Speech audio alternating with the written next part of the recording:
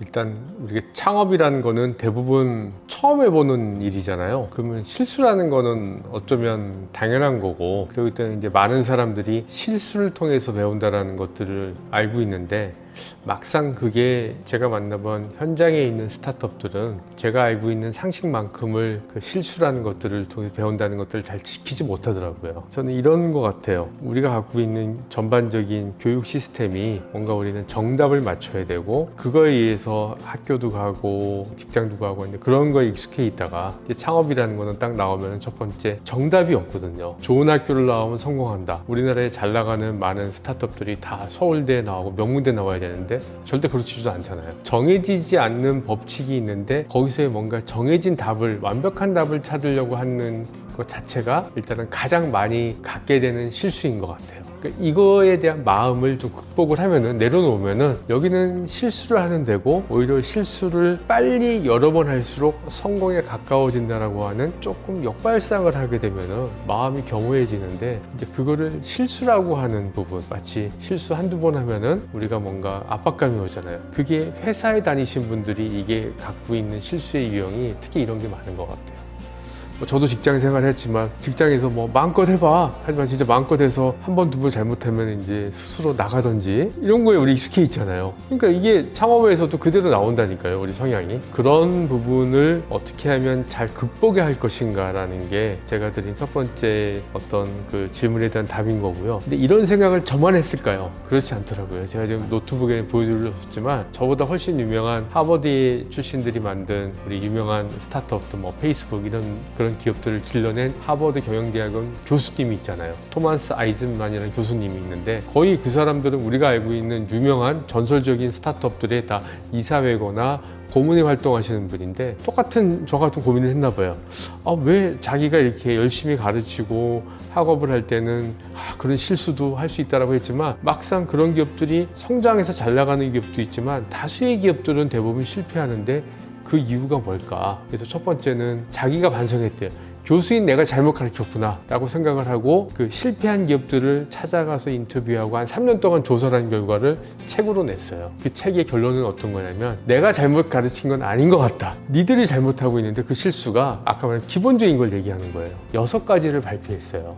근데 뭐 그 6가지를 제가 그냥 짧게 읽어드릴게요. 첫 번째는 아이디어는 좋은데 나쁜 동료, 그러니까 팀 구성이, 시작은 다 우리가 라면 먹고 열심히 하는데 거기서 깨지는 경우. 두 번째는 뭐 출발 자체를 뭔가 잘못된 시장을 선택해서 가는 그런 부분. 그 다음 세 번째는 긍정이 오르려고 해서 어쩌다가 무슨 서비스를 냈는데 초기에 굉장히 작간적으로 폭발적으로 올라가는 거예요.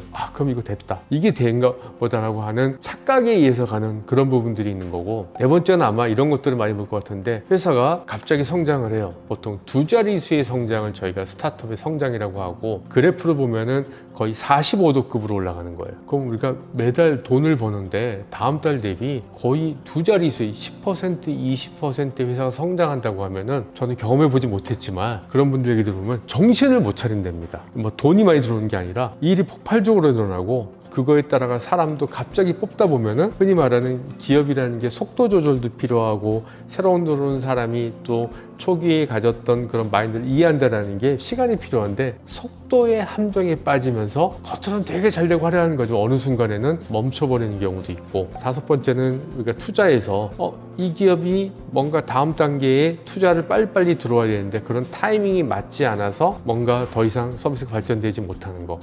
여섯 번째는 저도 이 말인데 기적의 연속이라 그래서 뭔가 계속 요행으로 넘어가는데 이게 체계화 안 돼 있는 것들인 거죠. 그래서 뭐 상당히 그 디테일하게 그런 실수를 가지고 얘기했는데, 이거에 갖고 있는 기본적인 거는 기본을 안 지킨다라는 것들을 얘기를 한 거예요.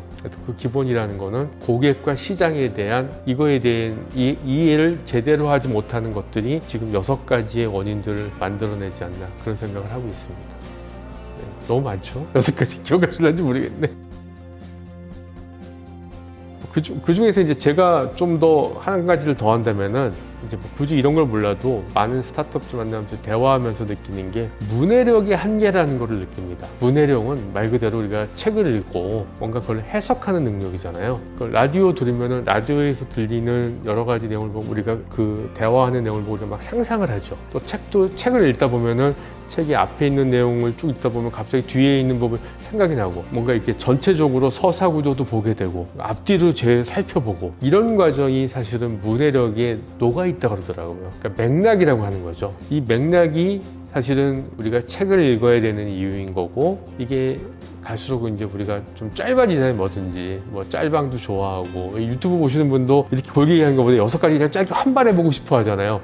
그게 갖고 있는 아쉬운 점이 문해력을 떨어뜨리는 거래요. 어디서 문해력이 한계가 오냐면은 사업을 바라볼 때 고객이라는 거를 저희가 되게 중요시 여기잖아요. 고객을 생각하는 데 있어서의 문해력의 한계를 느낍니다. 고객하면 한국말로는 한 글자잖아요. 하나의 단어. 영어로 보면은 C로 시작하는 여러 가지의 단어들이 존재하거든요. 클라이언트, 컨슈머, 뭐 유저, 바이어. 그 얘기는 고객은 절대 한 가지 단어 이상의 의미를 가지고 있는 굉장히 다면적인 요소를 가지고 있잖아요. 결국 우리가 고객을 한다는 거는 이 지금 말하는 이 단어들의 각각의 속성을 충분히 이해하고 바라볼 수 있을 때만 고객을 안다라고 얘기할 수 있는데 여기서의 문해력이라는 건 고객하면은 누가든지 다 알 수 있는 고객 하나만 딱 생각하고 나는 무조건 소비자, 내가 만나서 물건을 사주고 쓰는 소비자만 생각한다는 거예요. 근데 다 눈에 보이는 고객 얘기만 하고 있으니까 진전이 안 됩니다. 그래서 그게 왜 그걸 설명해 주면 약간 알아듣는 체 하지만 사실 이걸 설명이 아니라 사업을 하는 데 있어서 자기 스스로가 고객을 올바로 정의하지 못한다는 거는 아까 말한 그 6가지 중에 없는 거의 0번충에 해당되는 게 아닐까요? 그래서 저는 고객에 대한 문해력이 없어지고 있다 갈수록